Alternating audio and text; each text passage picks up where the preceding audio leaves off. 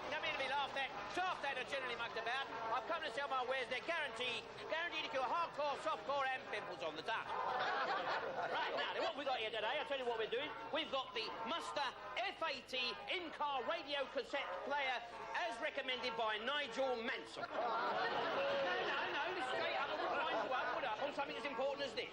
This is solid state-of-the-art technology, this. And this is none of your Japanese or your German rubbish.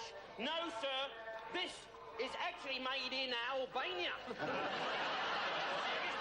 Let me point out some of the advantages of this wonderful machine.